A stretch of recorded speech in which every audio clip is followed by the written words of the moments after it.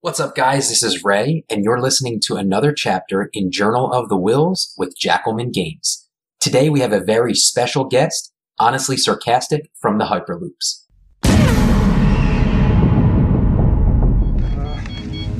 Everything's under control. Situation normal. What happened? Had a slight weapons malfunction, but everything's perfectly all right now. We're fine. We're all fine here now.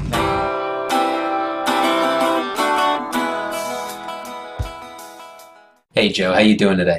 Hey, how's it going, Ray? So, welcome. Thank you for being here. It's a real honor to speak with you again, especially after all that's happened since the last time that we got together. So, I want to give a quick background on how I kind of got in contact with Joe. First off, we both know that the same kind of guy. He frequents a lot of local game stores in both the Boston area, and he's actually stationed up in Fort Drum, New York in the military with me.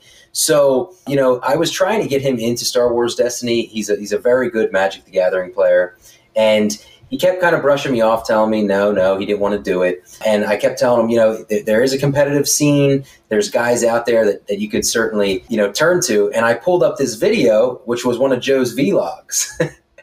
And he's like, hold up, bro. That's my friend Joe. And I'm like, wait, you know this guy? And he's like, yeah. And I was like, well, he goes by Honestly Sarcastic, and he's probably one of the best players in the game.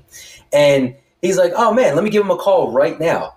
So he called up his buddy, and, quickly after, me and Joe kind of started talking. He kind of coached me through a couple games. But, yeah, it was a pretty small world. Definitely.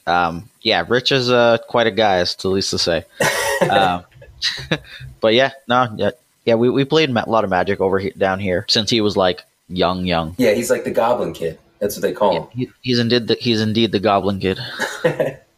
So later on, Joe kind of reached out to me and offered to give me a coaching session.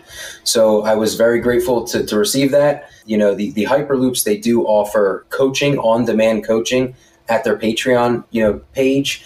Joe, do you want to kind of explain that a little bit? I'm usually like anti-advertising for the most part on our own stuff, but I'll do it real quick for anyone that's confused. We have a $30 tier. You get access to like all the $3 and $10 stuff. You get access to the old coaching videos, and then in general, for $30 a pop, you can have personal coaching sessions that range from about an hour to an hour and 15. They usually stem to like 115 to 130. It's $30 a pop for that. And we go over kind of whatever you wanted to work on. So a lot of people seem to have grown from it. And I don't know, we had a lot of loopers do very, very well at Worlds. So I'm very proud of all of them. Yeah, like I said, I certainly feel like I benefited just from that short time sitting down with Joe. And we'll definitely hop on another coaching session. So let's fast forward. Let's get into the kind of meat and potatoes, the things that people want to talk about. So you recently attended the Fantasy Flight Games 2008 World Championship. So my first question to you is, what deck did you bring, and why did you consider that deck? So I brought Elite Yoda, Elite Ezra, who I term as the one true god, and Rookie Pilot. Aladdin is very beastly as far as harassing the opponent's resources. So the main reason for taking it was that a lot of decks are hero-based decks right now, and hero-based decks, for the most part, have a large issue casting removal on a budget of 0. And if they're not on a budget of 0, Ezra plus Yoda are very good at making them on a budget of 0, whilst pretty much, ramping our resources. So it sets you up in a good position to either A, make it so they can't really cast removal, or B, it pretty much they can't cast removal, and if they let you steal it, you get to also just, throw out bigger vehicles. But people probably have seen by now, I have a whole gun package, and it threw a lot of people off, the fact that I'll cast something like a DH-17, and even my team saw the deck list at the beginning and told me I was crazy. And then we put it in testing, and after playing with Reflex and me only casting 2 DH-17s and nothing else, it was just terrifying for him in the match, because I was able to put out 10 damage. Yeah, so just going into that, would you mind giving us some key cards in there that you really think kind of pulled through for you during this tournament, especially during the grind that Swiss can be? Well, for the most part, a lot of the decks was really cut and dry.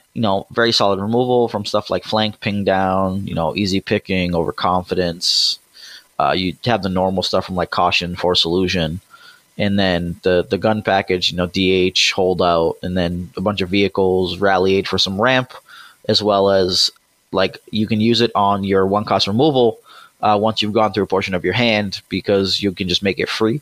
And it also gives you a mini out to the running interference never tell me the odds play from Sabine, because if you either don't have enough of the cards in hand, or if the only cards in your hand are removal, then like you can just bypass it completely because you'll auto crack Rally Aid for it. But if not, you can still take a risky shot at your opponent hitting one of them and blowing out one of their dice, or potentially multiple with like an overconfidence or easy picking. Now, when you were playing through Swiss, did anything surprise you? Some decks that either showed up and kind of took you off guard, or was it pretty much autopilot all the way through? Nothing really took me off guard. So I had a round 1 bye. Round 2 was Vader Guard. Kind of didn't expect a Vader Guard there, but it's round 2, so like you're just like trying to wade through all this crap and bust out of there, and then continue on to the kind of what you expect. Round 3, I actually had to play the mirror match because I was paired against my teammate NJ Cuenca. But I had the crazy sick grip of T47, T47 Rally Aid, Philp, and a Caution. So I round 1 10'd his Yoda. Nice. He put a shield on him though to keep him alive, and I didn't feel like killing Ezra.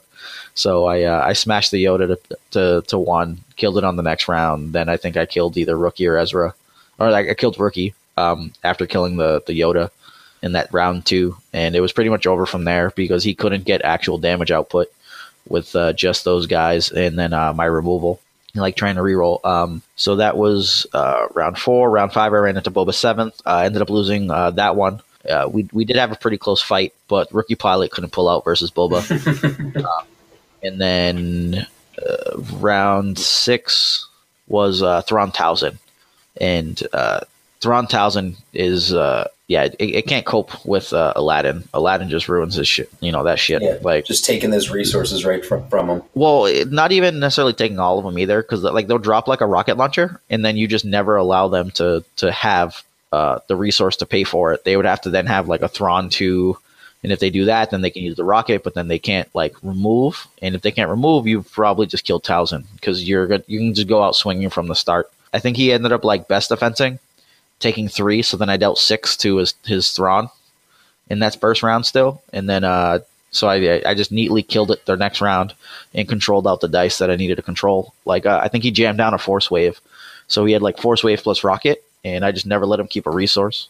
Smart plays like that is why Honestly Sarcastic gets to the points that he does. Just being able to identify those small things, like keeping someone off of resources. A lot of players will go in and see something, like a rocket launcher get slammed down, or a big upgrade, and immediately just kind of be worried for the rest of the game as far as how can they deal with that. And, Joe's just kind of dissecting that and seeing that if he keeps them off of the resources, then it's going to make that upgrade a lot less effective. So, I love hearing things like that from great players. But I had told you before, before we hit the record button, that the one thing that I really appreciate about you and the Hyperloops is how you guys actually put together decks and come up with these concepts, from the Bro TK. I just am so intrigued by that, and that whole thought process. And Joe told me, save that one for the recording. I'll answer that later. If you can answer that to me, what's the process that the Hyperloops team goes through when putting decks together and when making meta calls? Meta calls is a different ballgame. We kind of just try to dictate what seems the best right now, what's the easiest to pilot and gives you the best results. That's what the common player ends up using. So like Boba 7th, Hondo Yodas, the base play skill required for it tends to be of a pretty much lower standard. And I'm not saying only low skill players play them. It's just that you don't require a high competency in order to play Boba 7th and pretty much just re-roll into damage, or Hondo Yoda and just roll until you hit specials. But there will be like the minor things that will add up, the sequencing of disrupting into getting your specials and blah, blah, blah, that will matter like later rounds. But it's a kind of all about the beginning. If people go 4-2, 5-1, very content with what's going on, And those types of decks will give that to you. Stairs, Hondo Yoda, Boba 7th, Sabine Ezra less so. So like just quickly on the Sabine thing. So like Sabine Ezra is like, oh yeah, Sabine Ezra's cool. Like she 11'd me. Sabine did Sabine things. And this is like, I always hate that term because if you go back and you watch the recordings with Jem, he doesn't roll God every time, and you have to see like how he maneuvers to stay alive when he whiffs. And then at some point, yeah, he's gonna roll God because he got like 11 shots for it instead of 3, and then your Sabine died. So like those are very large things that matter, and a lot of time it's not really given to the players for things like that. You're an 11 health deck. You have to struggle the whole game for it. So sure, you're gonna have those quick and easy games where you smash someone, jump away, kill their guy, never tell them the odds, but like that's not every game. So the fact that he was able to go 9-0 at Worlds and then make it all the way to top 4, pretty much without dropping a real game. Like I don't think he 2-0'd every one of those games, but for you to go undefeated with the 11 health deck, you can't just have run good the whole time. You had to like play correctly. And I think they dissected if he had changed the sequencing for one of the games in his top 4 match, he may have even come out ahead on that game. He hastied instead of Lothcatting first. And because he because he hastied instead of Lothcatting, the opponent was able to doubt his die and then kill his Lothcat's ability. Whereas if he had did it the other way, then the hasty wouldn't have been able to be stopped. And he would have been able to eat the damage and then claim and go into the next round still alive. It's always going to be like small things like that. So that is pretty much how we kind of go through meta stuff. Just like look at whatever the decks are, and then we can look at kind of what beats them, and pretty much decide to play those, or what beats them and beats the deck that beats the counter to them, which is kind of where I more or less went. But deck building wise, I don't know how he really deck builds, but I tend to look or focus on one specific card and how to best abuse it. And then I look for synergy around it. So like we'll go back to like base set, Rainbow Troopers was just like, all right, I want to abuse redeploy. How can I abuse redeploy? All right, having 4 dudes. Cause then I can go, 2, 3 redeploys on one guy. Oh, he dies, shift them, use them again that round. That guy dies, shift them, et cetera, et cetera. And it is like just getting more dice. You get more dice. They're worth, 2 damage each dice. You can just crush somebody. Set 2. I was looking at FN. It gives you a bunch of extra dice. You get to do a bunch of damage. How to best abuse this? That was the entire process. Set 3. It was way late at the end, but we looked at R5s at the beginning, how to abuse as much dice as possible. Then it shifted into the whole like OTK, and then come Legacies turned into pretty much Bro TK with Night Sister, and that one was more like how to abuse Seven Sisters droids, and then how to abuse Maul Saber. So like that's where we're the transition was just like me looking to break some card. The current deck I built, I was actually trying to figure out what was the best Force Wave deck, because essentially Force Wave was always going to be 5 to you, 1 to me, or 6 to you, outside of running into Palpatine, in which case you just don't cast the Force Wave. And like the thing there was that I found that for me, it felt like it was the best Force Wave deck because I kept 3 characters. I had 2 guys that could carry the Force Wave because Ezra could actually carry it if the Yoda's getting focused down. And then if they try to switch targets, you had different options to do, blah, blah, blah. But then I ended up cutting a Force Wave because there just weren't many 3-wide decks. And I didn't feel like the 3 resources for it were valuable enough or, good enough, because I had to have that pay side as well. And the 3 resources for it plus a pay side was a little brutal, and then small changes here and there to match up with the things I liked, and I kind of came across that deck. Really awesome that you're able to kind of just gauge the meta as a whole, and kind of I like what you said when you can look at the deck counter to a deck, and then that deck's counter as well, and kind of see if you can blanket over top of both of them, kind of killing 2 birds in 1 stone. So like I said, that's probably one of my favorite parts of, the Hyperloops and what you guys put out to the community is I just love to look at the deck list that you guys put out and kind of feel like I'm in the head of, Honestly Sarcastic or Mike Jem and Bobby Sapphire, you guys know him as, and just, see exactly why every single card in there was placed. But let's get right into it. So you made it all the way to the top 16 cut.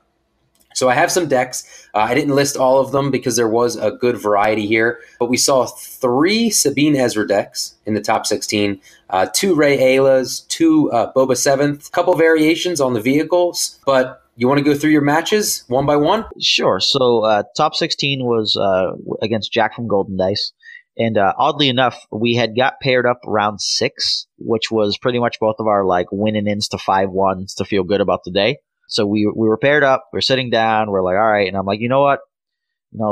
Pretty much like, let's have a good game. But you're not allowed to roll 11s. You can roll a 5. You can roll some 5s. You can roll 5 every round. That's fine. But no 11s. Okay.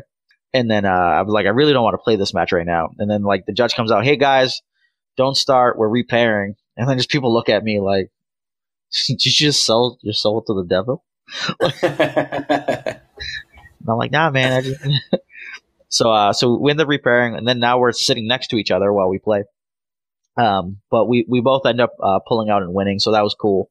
And then day 2 stuff, blah blah blah. So we're playing top 16 Sabine versus my match, and the thing is that when you kind of look at my deck, you'd be like, oh, Sabine can one shot any of those 2 guys. But the odds of Sabine actually being allowed to one shot is very low. And I actually have a really high win rate versus Sabine. I think I've lost maybe one game in testing, maybe 2. And it was usually in this like weird fight where we have like a rookie versus like an Ezra. And for some ungodly reason, like his Ezra will go and swap me for 3 or 4 and then pretty much entangle and easy pick all of my dice away. And then go to the next round and he'll like swap me for like 2 and then jump away and then kill my guy. And it's like, what the hell? But for the most part, it's Sabine is just like that almost auto win matchup for the deck. As long as you kind of know what's going on, because scruffying and taking out their hyperspace jump pretty much blows them out of the water, because it takes them a pretty good amount of time to actually kill our characters through illusion and cautions. So we get to build up, and once we start having 3-4 vehicles, or it pretty much becomes a wrap because there's just too much damage coming out. They only have an 18 health deck. Right, exactly. Now, what are some of the ways that you kind of keep Sabine off? Like, how do you just seem to stop that? Because sometimes Sabine, she kind of takes away that interaction with her, and never tell me the odds focus into some heavy damage and then be able to resolve pretty quick. I think that's what most people get discouraged with against the Sabine deck, is that there's little to no interaction. So what are some ways that you keep her at bay? Well, so think of it like this. Like, so in that match, you always hated the Ezra rolling out, because then you felt your first action had to be you casting whatever card so he didn't steal your resources.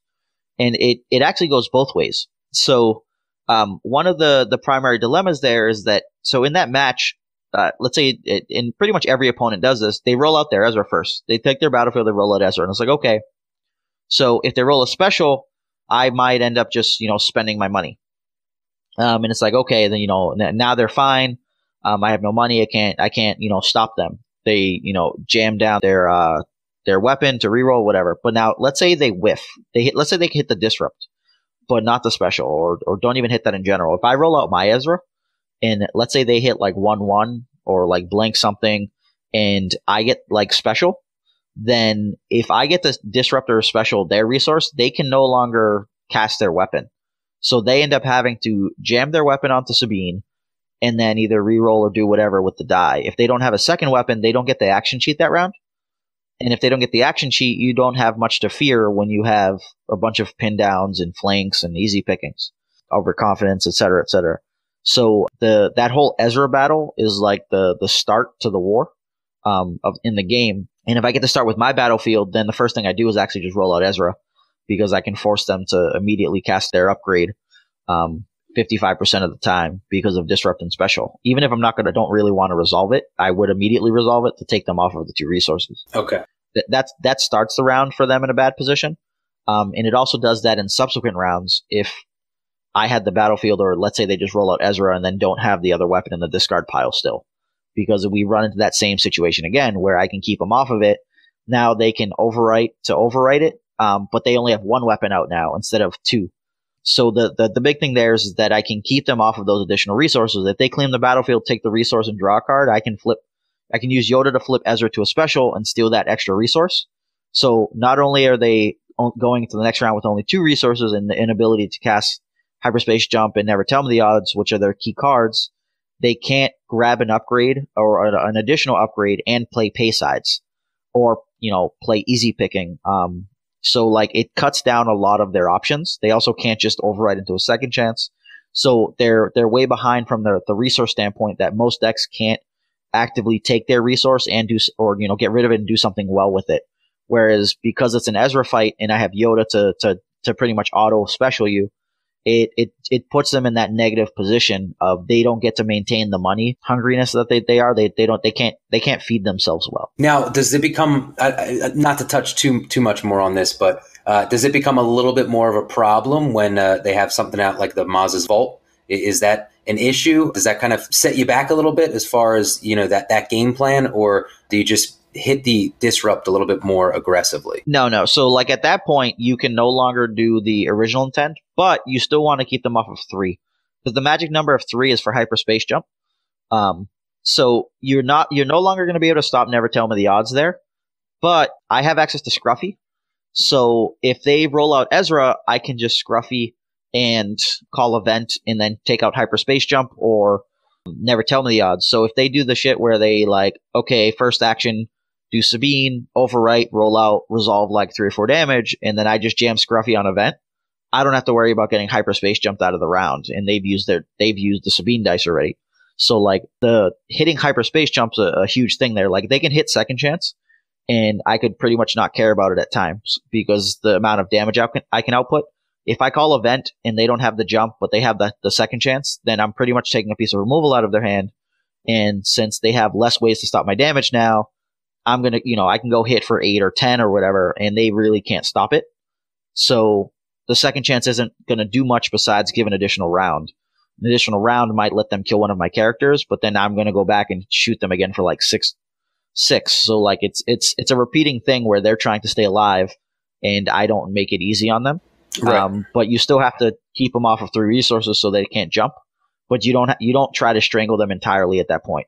Like once they hit 4, you kind of just let them do whatever because that's more or less what's going to happen. But if they start paying for any pay sides, then you go back and you try to keep them off that 3 again. If they go and they cast an entangle, okay, well let's get you off of easy picking or the ability to do the other stuff. So yeah, Maz's Vault gums up the initial game plan a bit, but it ends up being fine because if I have more resources, that means I can play my big vehicles now. Whereas I would have in theory had issues as well. And like that plays out through both the top 16 and top 8 matches because they were both Sabine Ezra matches. You can see the top 8 one on Chance Cube, and the 2 games should look very different. As far as one of the games, I just aggro pretty hard, and then the other game I kind of just sit back and drop tons of vehicles because the deck can attack from different positions. Yeah, that was what I was most intrigued by. You got the guns and you got the vehicles, so you can rely on either or. But, you advanced on, beating my boy Jack. Jack's a New Jersey guy back from my local meta. So, it was tough watching Jack go down, but he had a good run. Then you moved on to the top 8 and more of the same, a little bit more Sabine Ezra. So this was piloted by Brendan DeVitt. And how did that matchup go? It was pretty much the same thing. So, like, versus Jack, he just really wasn't familiar with my deck as a whole. So I just went the straight aggro route twice. And I think one of the games I killed Sabine round 2. And the other time I killed her round 3 through a second chance. Like she had like 5 health left and I like spiked her for 5, then killed her off the second chance. It's really tough for that deck as a whole. They run to the same thing every round. Like they'll hit me for about 4 round 1. Because if Ezra sees a +2, I'm just going to like flank it off the table. And then they'll roll out Sabine. They might hit a 3 and a 1, or so. Like they're hitting somewhere between 3 and 5 damage. My Ezra will get popped down to about 4. I'll throw like a caution on or a force illusion, and now they're back to the situation where it's almost like the Ezra's back at full health. Except now, if they hit a modifier, I just block the full 5, and like there's nothing they can do with it there. So it's outside of getting my rookie pilot randomly 7'd. It's really hard for them to take, my guy off the table. And like it pretty much happened over and over again because the odds aren't really high for them to hit the 7 off of Sabine like that. Now, I think a lot of people would say that they're pretty impressed by, having two characters with pretty low health and then kind of Yoda sitting there in the middle. How did you keep them alive? What were some of the things that you were doing? I know you said you had the Force illusions and obviously the cautions, but that's 4 cards in the deck. What are some things that you were doing to consistently keep them from getting blasted off the board? So there was a lot of changing of math with the shields, because Yoda special could grab me shields. I have shields on the rookie pilot die. I think every vehicle I have, except for Y-Wing and Resistance Bomber, has a shield side. I don't always take them, but sometimes I do to change the math. Like that 1 or 2 shields will go from, okay, Ezra took 3 damage, so Ezra has 4 health. If you're playing against Rey, you probably want like 6 health, because then that'll be her ping plus 2 of the 2 damage dice, and that'll keep them alive. And like versus Sabine, it's very similar, except you want like 6. So if you have 6 health, so like let's say you have 3 health left and 3 shields, now they're at bare minimum they have to hit on 3 of their dice damage. So like those small things add up over the course of the round. So like they'll feel that they're close, they'll re-roll a bunch, whatever's going on. And I just have a lot of actual, dice mitigation. So sure, the action cheat might come out, probably take 4 or 5. He'll be down to about 1, but I'm not going to let that other 3 damage or 1 damage resolve into killing him, or pop another caution, or crack a Yoda special to toss on a shield so that he doesn't die randomly to like a random Ezra one. And it's like those small little things just add up to him being alive, getting through the round, and now I'm using his dice to swap back for 4. Yeah, just keeping those characters alive. Now, when it came to like the traditional, I'll say like the classic version of hero vehicles, we'll say, where you had Ezra, Ayla, Rose, or people have Yoda kind of fill in that spot here and there. But just wanted to see, what is the overall tone of your deck? Like, as far as, are your characters just meat shields that are just kind of waiting there, absorbing damage and kind of helping and assisting here and there, or are they able to produce like heavy amounts of damage? They produce heavy amounts of damage because, unlike the regular vehicles deck, which needed C-3PO to primarily focus, or you have to like roll very well, because of the Yoda special and the focus, I'm essentially pitching 2 cards to rerolls every round, and at that point I'm looking to get at a bare minimum of 2 focus from Yoda with like some combination of shields or resources, and then or potentially up to 3 focus plus like a resource. So when I'm looking at that, like it changes the math, a lot pretty much, because. So the 2 Ezra dice, the rookie die, let's say 1 vehicle or an upgrade, 2 rerolls, we have very large odds for finding damage on 2 of them, potentially 3, and then Yoda's just going to fix the last one, or the last 2, and then just smash the guy. There were a ton of times where I have like a special and a 2 focus showing, and now I have, 5 damage dice, so I only need to find it on 2 of them. And finding, the damage on 2 of them is pretty freaking easy when you're willing to ditch a couple cards to it. So like it's really hard to go wrong there. I had a Yoda video a while ago, or vlog, where I talked about, I think people use Yoda incorrectly and they special chain him too much.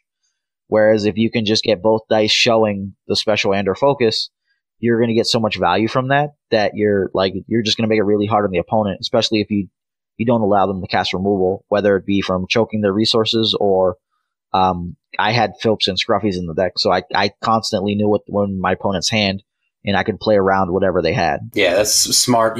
I think that was another big thing that the meta kind of figured out in regional season, was that hand control, or knowing what your opponent has is extremely huge for just the longevity of the game. Cards like CQA became big time and played a lot, and same thing with Scruffy looking Nerf Herder. And certainly, I think that's a good call on your part, especially when you were talking about the Sabine Ezra ripping out that hyperspace jump. Really puts that deck on a clock. So we're gonna move you right into the top 4.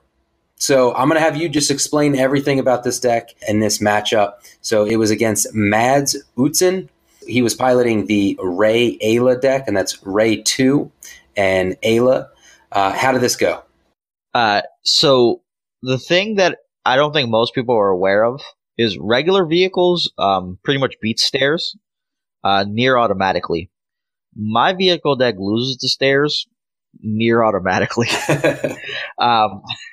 It sounds weird as shit, but it's because the damage they can output, they can very easily pretty much try to kill Ezra. So, I try to take their battlefields and I'll take the shields so that I can pretty much prevent the raping as well as, gain that additional health. And then the theory is that I'll just go into the next rounds, putting damage into her and hopefully popping the shield, or putting enough damage to threaten her where she has to pop the shield, hoping not to die so she could, potentially caution the next round.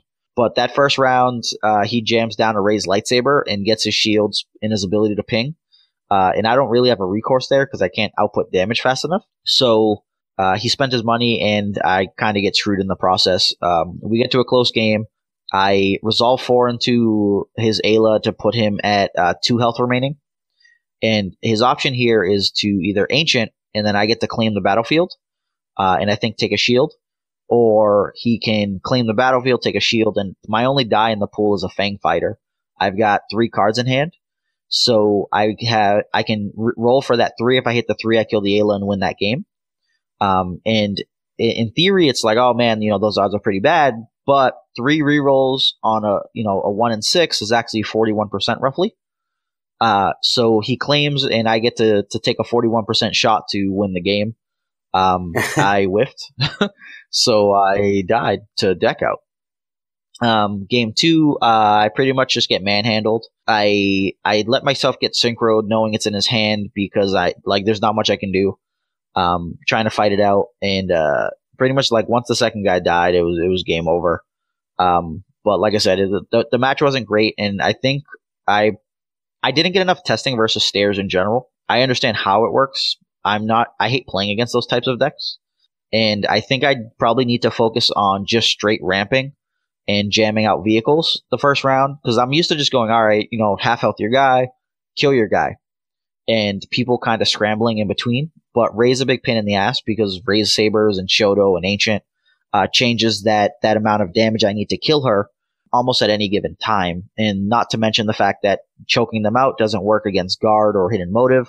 And if they really just don't like my rollout, they have access to the overconfidence, and CQA can burn my hand from 2 cards or whatever, and pretty much gum up my rerolls. So if I'm not rolling too well and I need to cast removal and a die, then a CQA for even just 2 pretty much screws me up.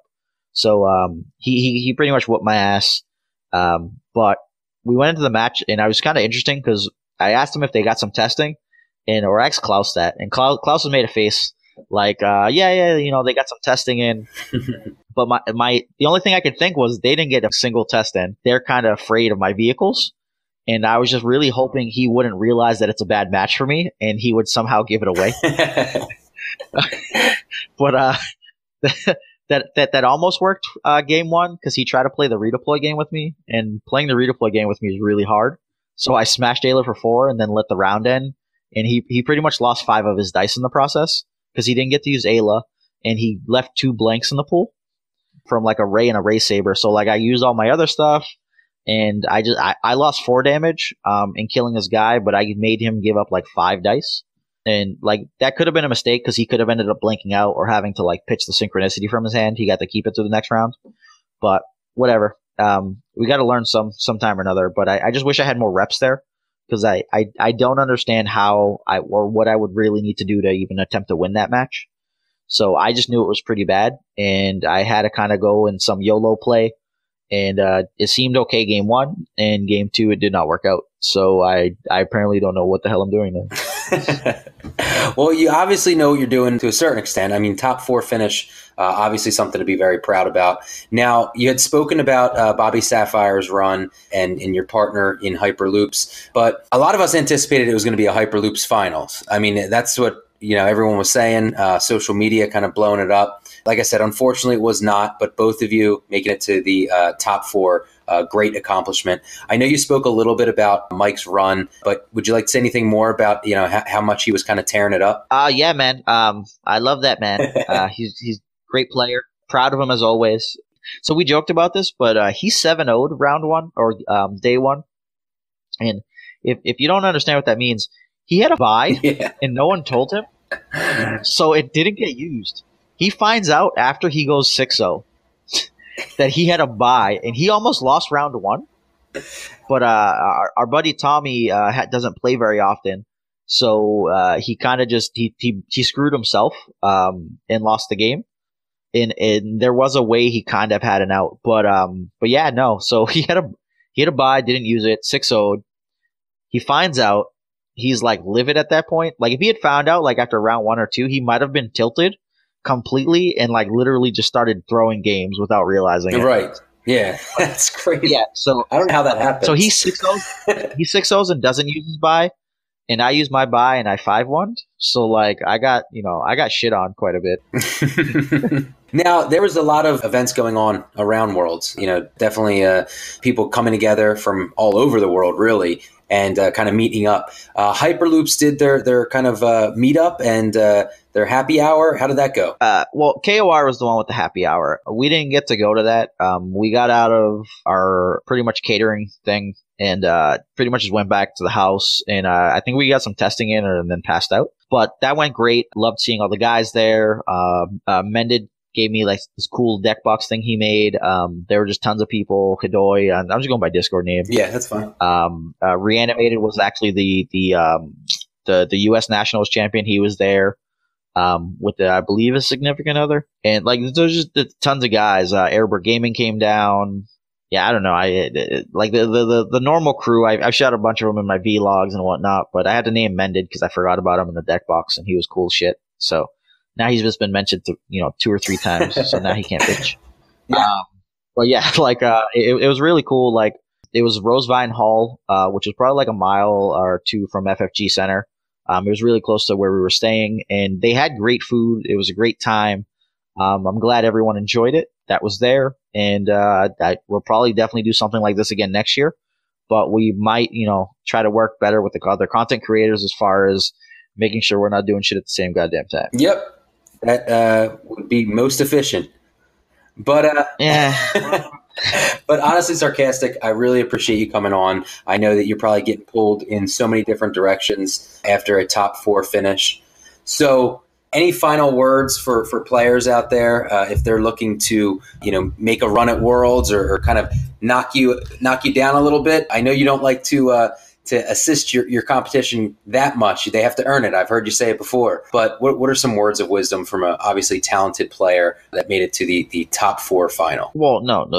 Normally they have to pay for it. They don't have to earn it. But like, I don't know. It would pretty much be like get reps in, don't do things blindly, kind of think why you're doing something. Like every single play, there's a reasoning.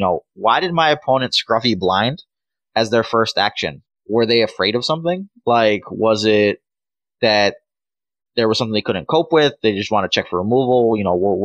There's normally a reasoning why we do everything. You cast Ancient because you want to heal your guy. Blah, blah, blah, whatever's going on. So, like, it just always try to take those things into consideration, see where you can grow from it. When you lose, question why you lost. Did you lose because your dice, let you down? You didn't roll, 15 damage? Like, not always, because we don't. You'll see our rolls, we're going to have really good ones. We're going to have, a bunch of shit like that. But like, it's all about surviving when your shit's not going well and trying to make the most of it. So just, get those games in, figure out what's going on, get reps in, and really, critique yourself. Like, shit on your own soul every time you lose. What could you have done better? Because like, you will let yourself down. Like in that match with Mads, the one where I got obliterated, I knew I had easy picking. I knew I could easy pick his double indirect side, double 2 indirect side. But my thinking was I'll let him do this, and then I'll easy pick whatever he gets on the other ones because he'll focus, and then I'll just, easy pick through them. If I'm showing double indirect and my opponent doesn't take it, there's no way he has easy picking in his hand. But I was holding it, and I was like, I'm going to level 3 this guy. and I think he level 4. Or 0, like wherever you want to call it in. But see, like, ladies and gentlemen, there's levels to this. There's levels. There's levels. There's a whole level system. You can go find that article somewhere on the Hyperloops. But yeah, no, just think about why you're doing stuff and different things. There's a huge mental game to this stuff, And it's why you'll consistently see, the top players doing very well. Destiny Council, Taxter, Edwin Chen, who was the R2P2 guy for those who didn't know that. So this wasn't some random henchman that strolled up and crushed, okay? Like he already showed, some effort back then when he introduced R2P2 to the world after the GQ. But like you're gonna see that Artificery is gonna do well. Hyperloops, obviously. You're just gonna see like the same people over and over, and you really have to question why. Like this isn't as simple as, oh, this is a dice-based game and Sabine did Sabine things. Like, no, you kind of suck and you picked a shitty deck or you picked a weak deck to it, and that's why Sabine was allowed to do Sabine things. Unless you just got 11 every round, shit happens. Yeah. But yeah, no. Think about the stuff, do the do, and just take an apology from me for making this like 45 minutes of stuff. We'll see if that lasts that long after editing. Yeah, I'll probably cut a decent chunk out. No. Blasphemy! Just upload. Upload now. All right, thanks a lot. I really appreciate it. Honestly Sarcastic. Where can people find you? You can find us at our website, www.thehyperloops.com. You can find us on, I'm on the KOR and Artificery Discords, if anything. But if you want to look for ours, go to the Patreon. And you can also find us at youtube.com/thehyperloops. You'll see my vlogs and different stuff we put up. But yeah, comment, subscribe, do whatever, and help Ray become famous. Oh yeah, I really appreciate it. But all right, I appreciate your time. You take care. You too as well. Thanks. All right, bye-bye.